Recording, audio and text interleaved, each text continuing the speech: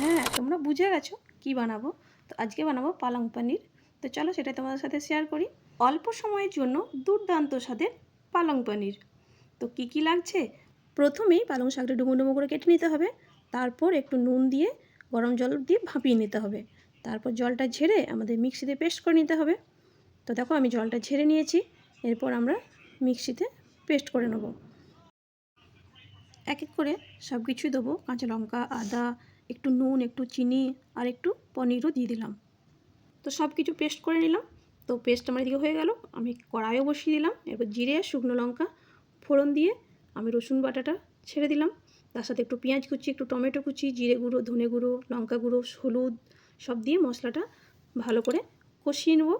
তারপর বেটে রাখা পালং শাকটা আস্তে আস্তে দিয়ে দেবো। একটু কষিয়ে কষিয়ে তারপর জল ঢেলে দেবো। পনিরটা আমি ভাজিনি, তোমরা দরকার পড়লে ভাজতেও পারো, যে যেটা পছন্দ করো আর কি।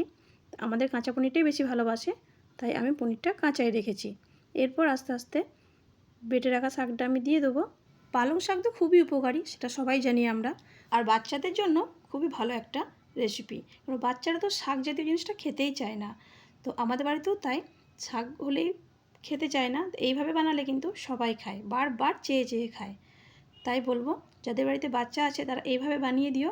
দেখবে পনিরটাও খাচ্ছে, আবার শাকটাও খাওয়া হচ্ছে।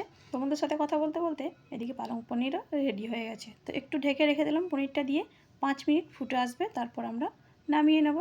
তো দেখো প্রায় হয়ে গেছে। এরপর একটু বাটার আর রসুন দিয়ে আমরা একটু ছক করে নেব। তো এটা দেওয়াতে পুরো টেস্টটাই পাল্টে যায়, দারুণ লাগে খেতে।